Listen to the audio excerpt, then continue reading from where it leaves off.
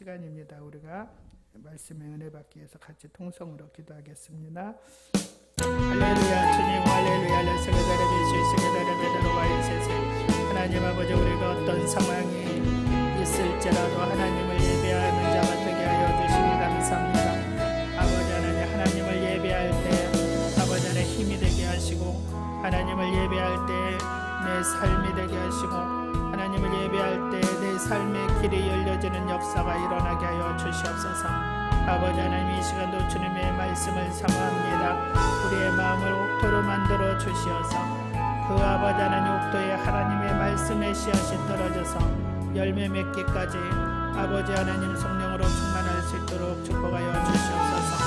부정한 종을 세우셨사오니 아버지 하나님 성령께서 기름 부어 주시옵시고, 아버지 주님의 말씀을 온전히 성령의 능력에 힘입어서 선포할 수 있도록 하나님 도와주시옵소서.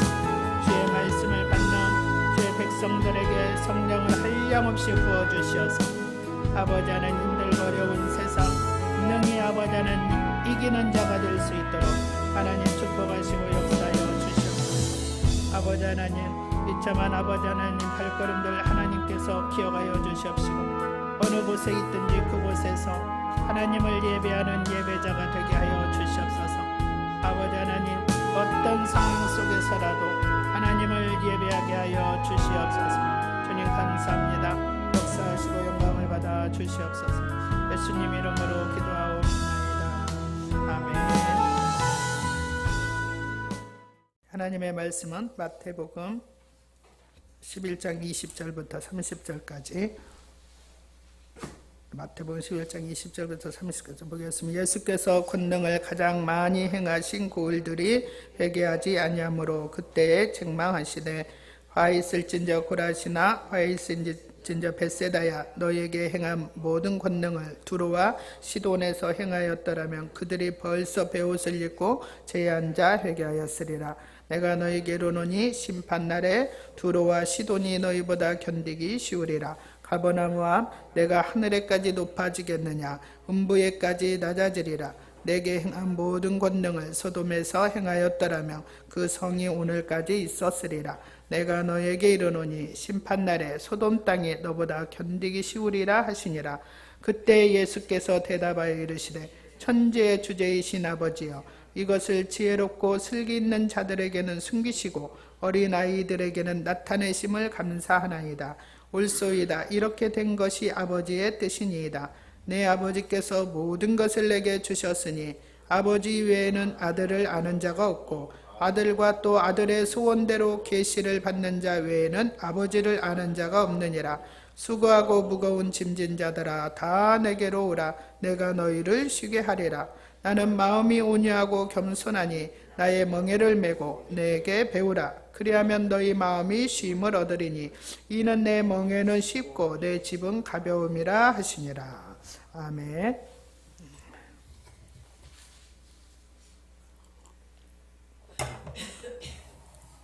네. 할렐루야. 짐진 자들아 다 내게로 오라. 예수님께서 우리를 초청하신 줄 믿습니다. 짐진 자들아, 돈 있는 자들아 다 내게로 오라, 이게 아니고 짐진 자들아 다 내게로 오라.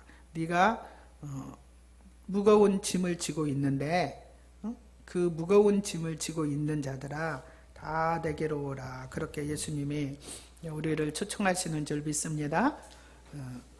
예수님이 첫 번째로 보면은 그렇게 예수님이 초청을 해도 오지 않는 자들이 수도 없이 많아요. 그죠? 예수님이 네 짐 내가 벗겨줄 테니까 오라 그러신 거예요. 그죠? 예수님이 네 짐 벗겨줄 테니까 오라.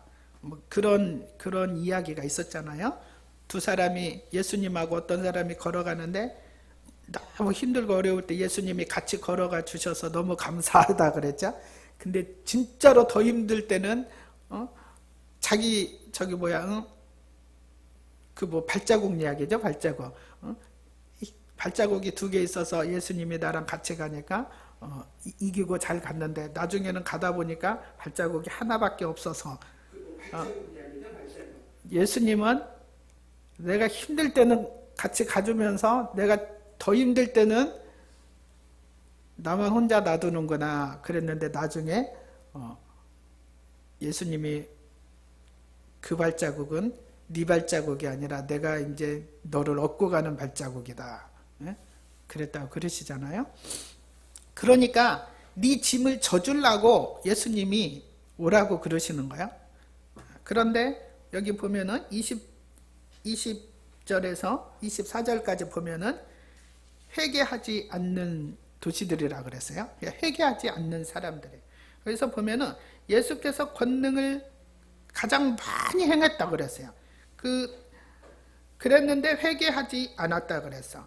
그 이제 고라신하고 벳세다라는 그런 촌 동네예요.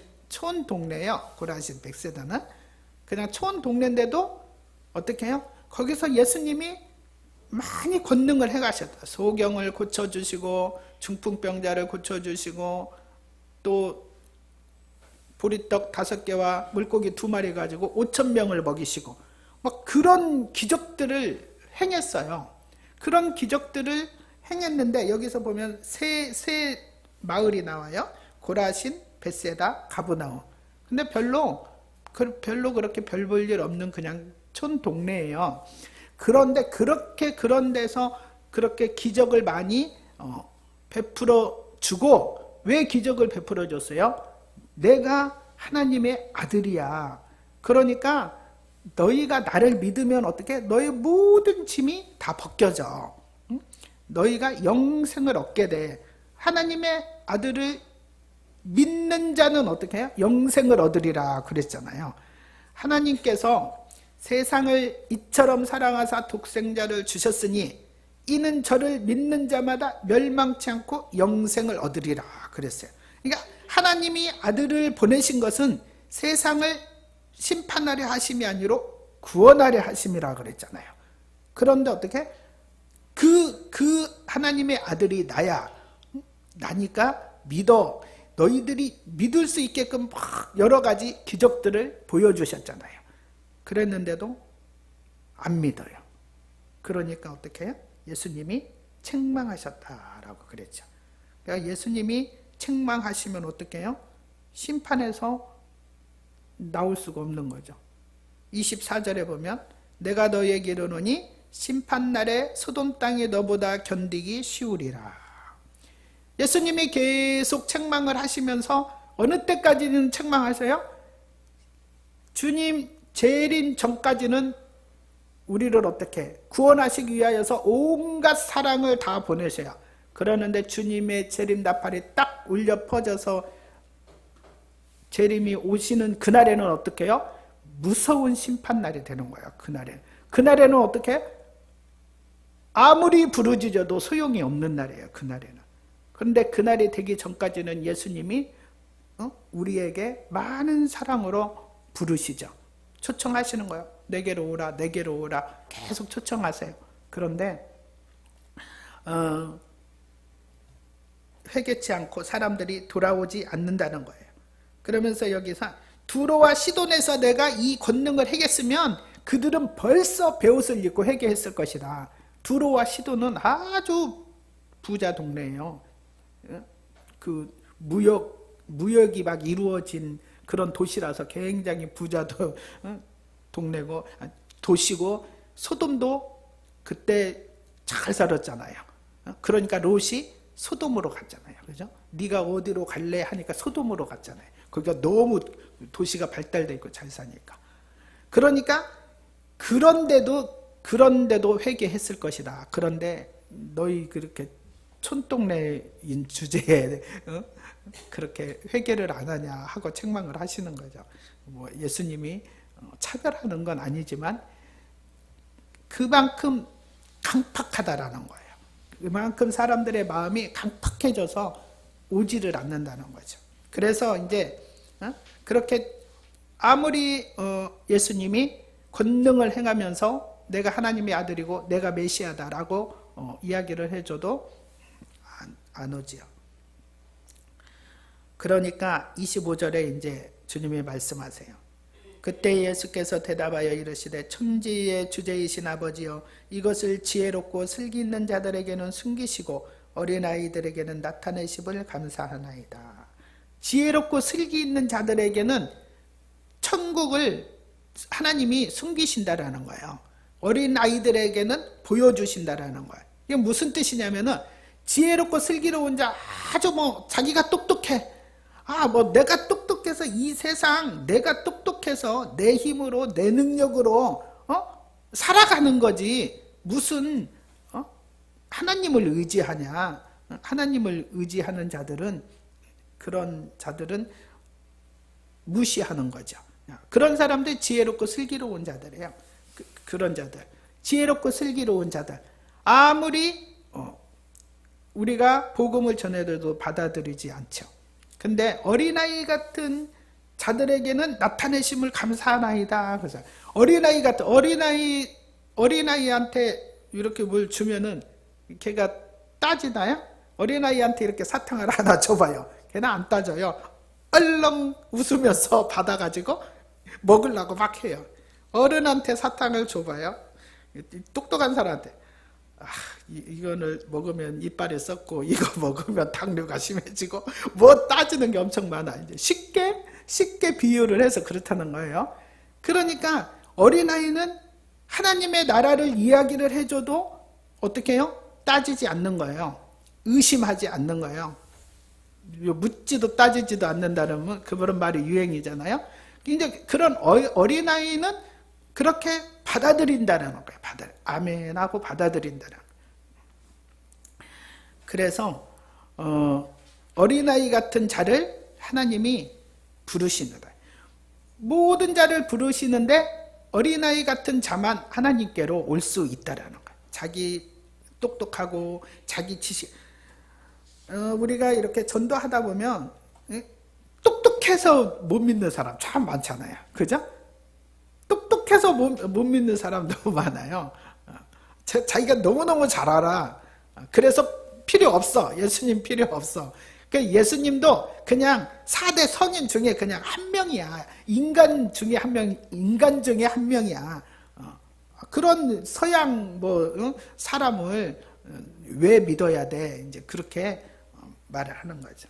그냥 그런 사람은 지혜롭고 슬기로워서 하나님의 나라를 깨달을 수가 없다라는 거죠. 그래서 어린아이 같은 자들이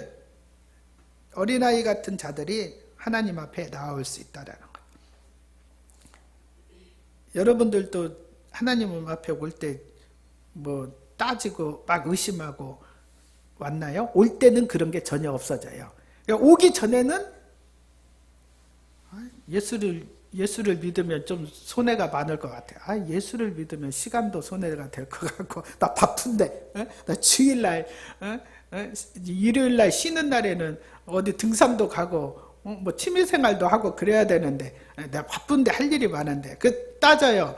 따져서 안 오는 거야, 따져서. 따져서 못 와.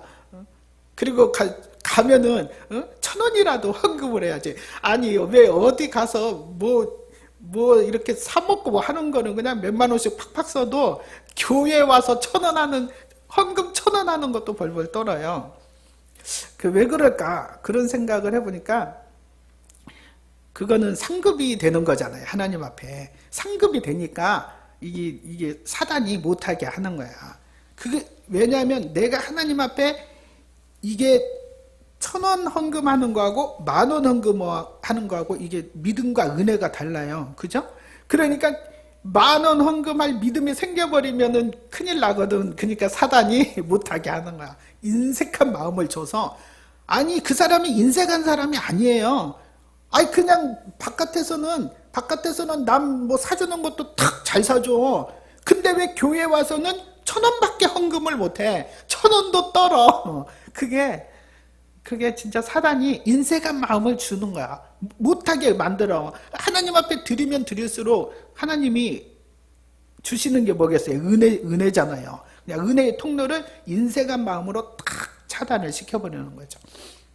그러니까 어린아이 같은 그렇게 정말 의심하지 않고 따지지 않고 저도 따졌던 것 같아요. 예수 믿기 전에 못하러 저 교회에다 갖다 줄 돈 있으면 집에서 맛있는 거 사 먹고, 교회 가서 뭐 할 시간 있으면은 집에서 편히 쉬면서 영화나 보지. 그게 훨씬 낫지. 그러니까 그전에 따졌어요. 그런데 예수님이 정말로 부르시는 그 순간에는 그런 게 다 없어지더라고요. 그래서 지혜롭고 슬기 있는 자들은, 자기가 똑똑한 자들은 하나님 앞에 나오지를 못해요. 정말 어린아이 같은 마음을 가진 사람들만 하나님의 나라를 받을 수 있는 줄 믿습니다. 그래서 예수님께서 위로를 받은 거예요.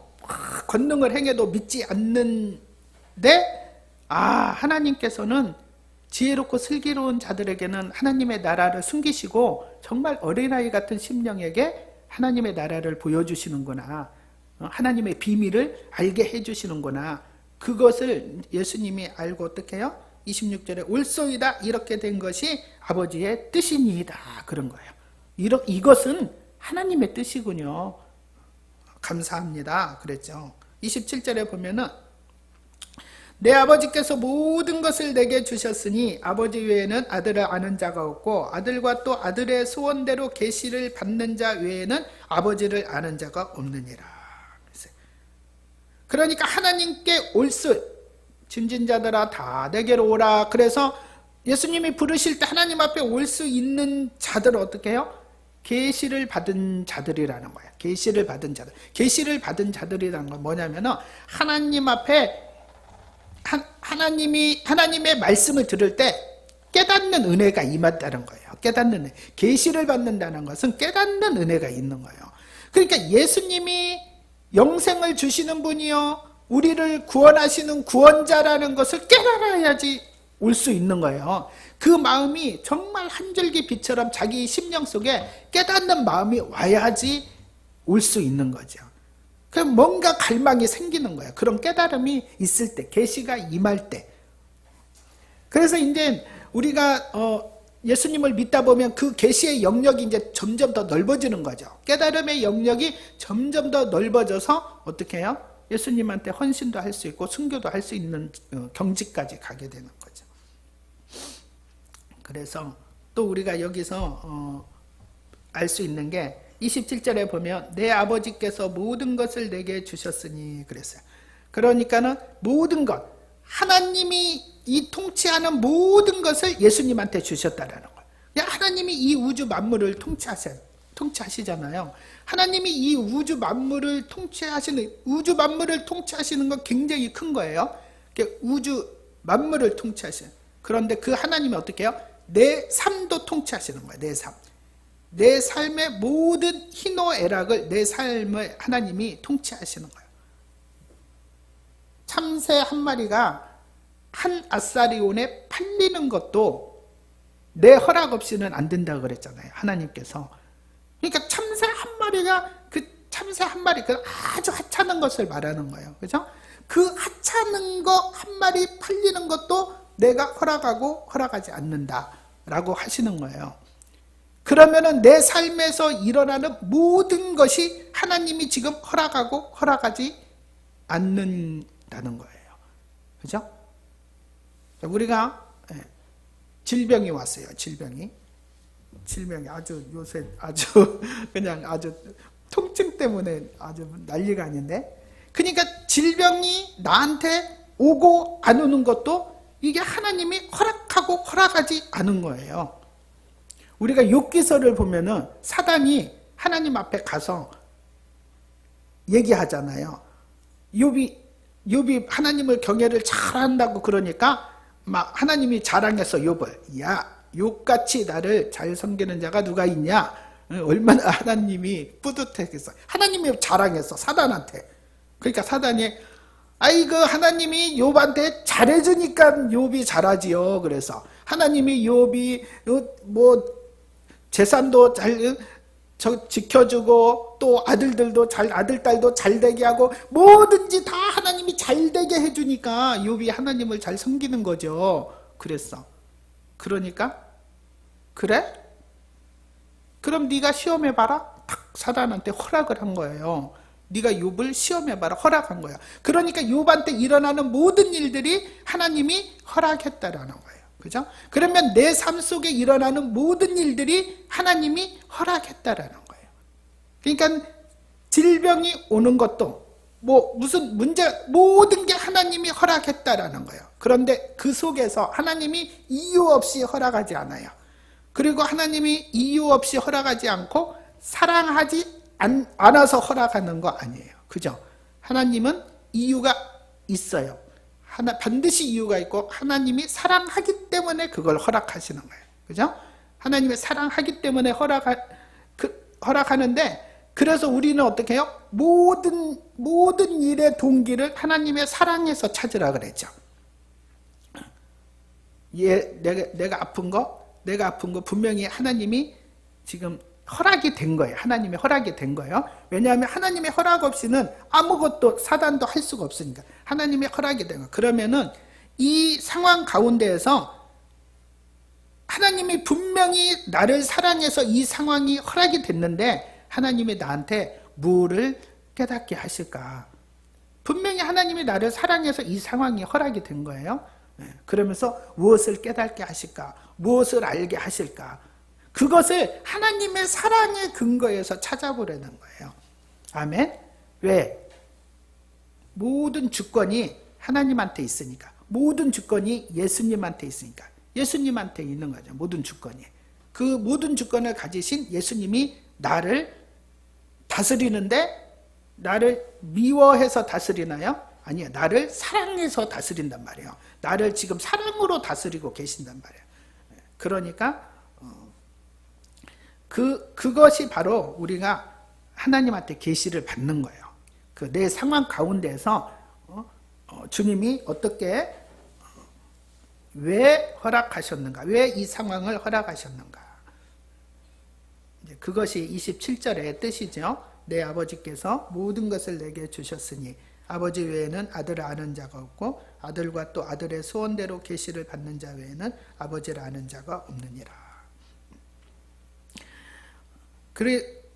이렇게 하나님께서는 짐진 자들을 다 내게로 오라 부르실 때 회개하지 않고 오지 않는 자들이 있고 어린아이 같은 자들이 그 부르심에 응해서 오고 그 다음에 세 번째는 어떤 자들을 부르셨어요? 수고하고 무거운 짐진 자들을 부르셨어요. 어린아이 같은 자들을 부르시고 수고하고 무거운 짐진 자들을 부르신 줄 믿습니다. 28절에 수고하고 무거운 짐진 자들아 다 내게로 오라 내가 너희를 쉬게 하리라. 나는 마음이 온유하고 겸손하니 나의 멍에를 메고 내게 배우라. 그리하면 너희 마음이 쉼을 얻으리니 이는 내 멍에는 쉽고 내 집은 가벼움이라 하시니라. 수고하고 무거운 짐진 자들아 다 내게로 오라 그랬어요. 수고하고 무거운 짐진 자들. 수고하고 무거운 짐 없는 자가 누가 있을까요? 이 세상에 사는 모든 사람은 다 수고하고 무거운 짐진 자들인 줄 믿습니다. 마지막 때는 곳곳에 전쟁이 일어난다 그랬잖아요. 그러는데 지금 우리는 그걸 모르지만 중동 쪽에는 얼마나 내전과 전쟁이 막 심한지 전쟁 난민들이 뭐 7천만 명이래요. 7천만 명. 그들이 어디로 갈 줄을 몰라가지고 헤맨다는 거예요. 막 지금도 이스라엘에서는 그냥 날마다 사이렌 소리가 울리는 거예요. 날마다 그냥.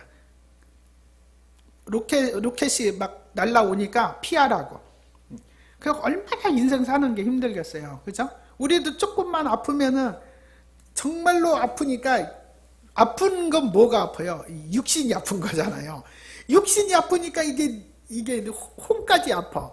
혼까지 아픈 거예요. 육신이 아픈 것을 이제 혼이 느끼는 거죠. 그러니까 육신이 아프니까 이 육신을 떠나서 하나님 품에 가면 얼마나 편할까. 육신이 없는 그날은 얼마나 편할까. 그런 생각이 들더라고요. 정말. 진짜 아픈 사람이 너무 많고 아프지 않았으면 좋겠어요. 그냥 딱 이렇게 하여튼 이 육신을 싹 벗어버리면은 얼마나 그 나라는 좋을까, 응? 그런 생각이 들더라고요. 그래도 예수 믿는 사람들은 소망이 있잖아요. 천국 소망이 있으니까 육신을 벗으면 얼마나 그 천국에 가서 영원히 아픔도 고통도 슬픔도 없는 곳에서 행복하게 살까, 그날의 소망이 있잖아요. 믿지 않는 자들은 그런 소망도 없으니 얼마나 안타까워요. 근데 정말 육신이 아프니까 그냥 탁 벗어났으면 좋겠어. 탁 벗어났으면. 근데 그렇게 그 무거운 짐을 다 지고 있단 말이에요. 인생들이 다 무거운 짐을 지고 있어요. 다 달라요. 짐들이. 어떤 사람은 죄의 짐에 팍 눌려 있어요. 죄짐에. 나 같은 것이 뭐 살아서 뭐해, 이런 죄덩어리가 살아서 뭐해 하고 죄짐에 팍 눌려 있는 사람들. 어떤 사람은 질병의 짐에 탁 눌려 있는 사람, 어떤 사람은 또 물질의 짐에 탁 눌려 있는 사람, 어떤 사람은 또 뭐해? 자녀의 짐에 눌려 있는 사람, 어떤 사람 가정의 그 어떤 문제의 짐에 눌려 있는 사람.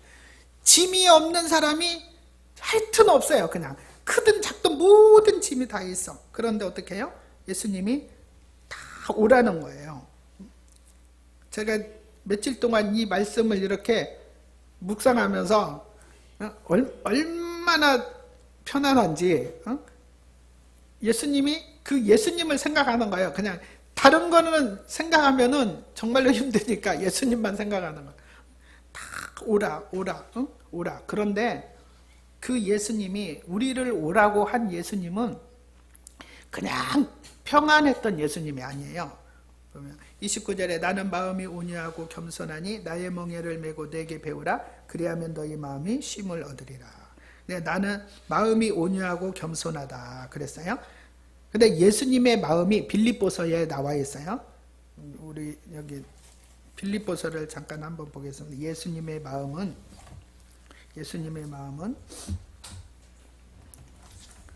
빌립보서에 보면은 빌립보서 2장 5절, 6절, 7절, 8절을 보면은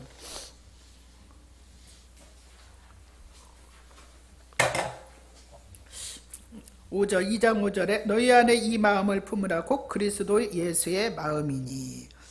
예수님이 그랬어요. 내 마음은 온유하고 겸손하니 그랬어요. 그런데 그 온유하고 겸손하신 예수님의 마음이 어떤 거냐면은 그는 근본 하나님의 본체시나 하나님과 동등됨을 취할 것으로 여기지 아니하시고 오히려 자기를 비워 종의 형체를 가지사 사람들과 같이 되셨고 사람의 모양으로 나타나사 자기를 낮추시고 죽기까지 복종하셨다. 예수님의 마음이 온유하고 내 마음이 온유하고 겸손하니 너희는 내게로 오라 그랬어요. 네 모든 짐을 가지고 내게로 오라 그랬어요. 그런데 그 온유하고 겸손한 마음이 어떤 거냐면은 예수님은 하나님이시잖아요. 그죠? 그런데 하나님이신데 그 하나님과 동등됨을 하나님이시고 하나님의 아들이시죠. 근데 하나님과 동등됨을 취할 것으로 여기지 아니하시고 사람의 모양으로 오셨다라는 거예요. 사람의 모양으로 오셔서 어떻게 해요? 죽기까지 복종하셨다라는 거예요. 그러니까 내가 너를 위해서 나는 하나님이지만 내가 너의 짐을 지기 위해서 내가 세상에 인간의 모양으로 내려가서 어떻게 했냐? 죽었어. 너를 위해서 죽었어.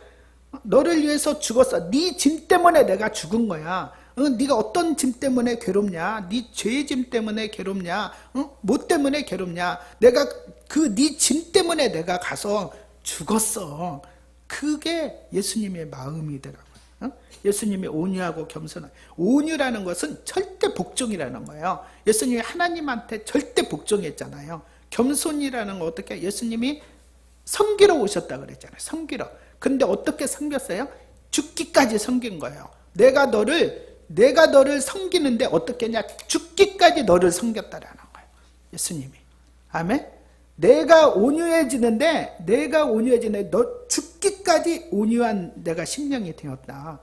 내가 너를 위해서 겸손하는데 내가 죽기까지 겸손해졌다라고 하시는 거예요. 그게 예수님의 온유하고 겸손한 마음이에요. 그래서 마태복음에 다시 우리가 가보면 나는 마음이 온유하고 겸손하다. 내가 너를 섬기기 위해서, 너를 구원하기 위해서, 네 짐을 지기 위해서 내가 죽기까지 복종했다. 죽기까지 겸손해졌다. 너를 섬기기 위해서. 그러니까 내가 이렇게 죽기까지 내 생명을 다 바쳐서 너를 위해서 내 생명을 다 바쳤는데 그게 내 마음이다. 그러니까 네 짐을 다 가지고 내게로 오라는 거죠. 그래서 내 멍에를 메라. 그러면 죽기까지 나를 사랑하신 그 예수님의 멍에가 어떻게 해요? 쉽지 않. 내 멍에는 어떻게? 쉽고 가볍다 그랬잖아요. 30절에 보면 내 멍에는 쉽고 내 짐은 가볍다 그랬잖아요. 그러니까 내가 너를 오라고 한 이유는 너를 가볍게 하기 위해서 내가 네 짐 때문에 죽어주고 너는 그 가벼운 짐을 지라고 내가 너를 오라고 한 것이다. 근데 사람들은 어떻게 해요? 예수님한테 오는 것을 엄청 무겁게 생각하는 거예요. 예수님한테 가는 것을 그냥 붙들리는 걸로 생각하는 거예요. 붙들리는 걸로. 제가 일주일 동안 헤매면서 일주일 동안 아주 싸웠어요. 질병과 싸우는데 이 찬양만 계속 속에 나오는 거예요. 근데 이게 나중에는 이제 조금 기력이 회복돼서 한 금요일 날쯤에는 내가 찾아봤어요. 이렇게. 그러는데 계속 물가로 나오라 내 곁에 오라 내 목마른 것을 내가 채우리라. 그 부분만 나오는 거야. 물가로 나오라 내 곁에 오라 네 목마른 것을 내가 채우리라. 근데 그러니까 그 부분만 아는 거예요. 이제 다른 부분은 몰라 이제. 그래가지고 그 노래를 이렇게 찾아봤어요. 근데 잘 몰라요. 박자는 잘 몰라.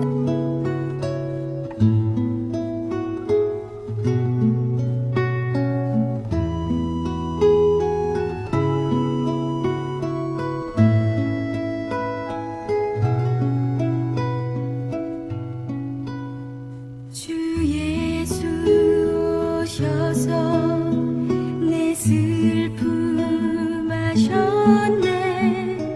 나의 앞길도 내주셨네.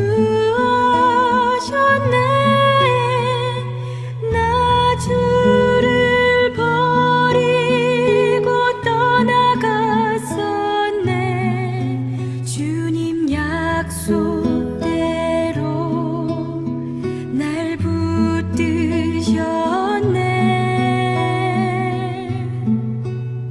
주 말씀하네. 너 물가로 나오라 내게로 오라 내 목마른 것을 내가 채우리라.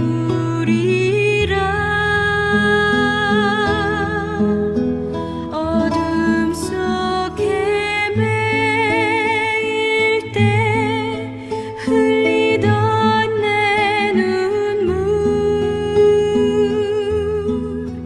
그 눈물을 위해 내가 죽었노라.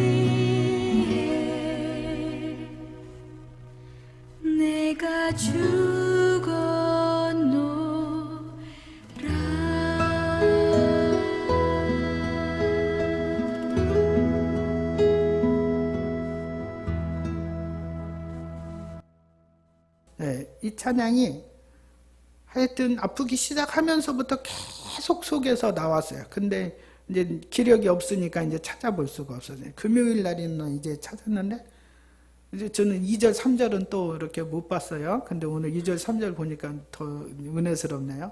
그냥 계속 그 부분만 물가로 나오라, 내 곁에 오라, 내 목마른 것을 내가 채우리라.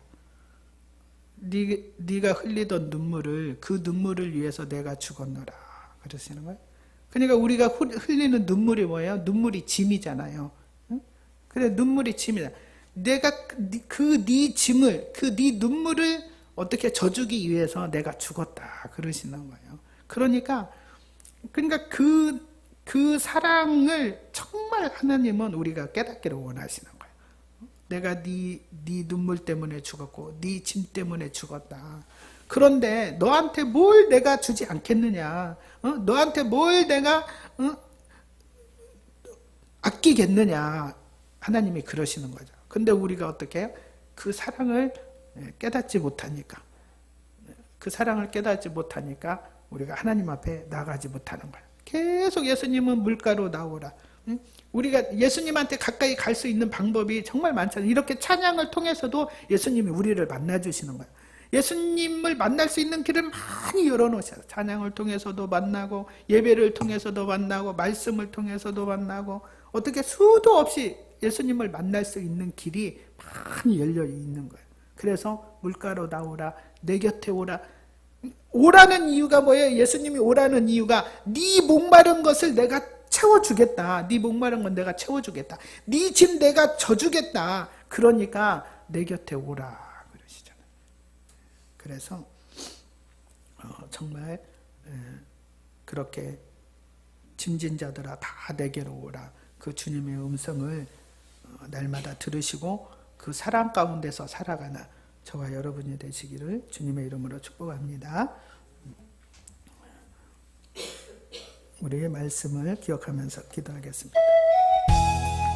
할렐루야 주님 할렐루야 레스게다라비 시스게다라베다로 와야사스 할렐루야 레스게다라비 시스게다라베다로 온다라비 시스게다라베다로 와야사스 주님 어로로로 사다라비 시스게다라베다로 와야사스 아버지 하나님 알아봐라 참으로 아버지 하나님 죽기까지 우리를 사랑하신 주님 아버지 하나님 감사합니다. 주의 아버지 하나님 여러분을 자기 아들을 아끼지 아니하시고 아버지 하나님 우리를 위하여 되어주시고 그 하나님의 그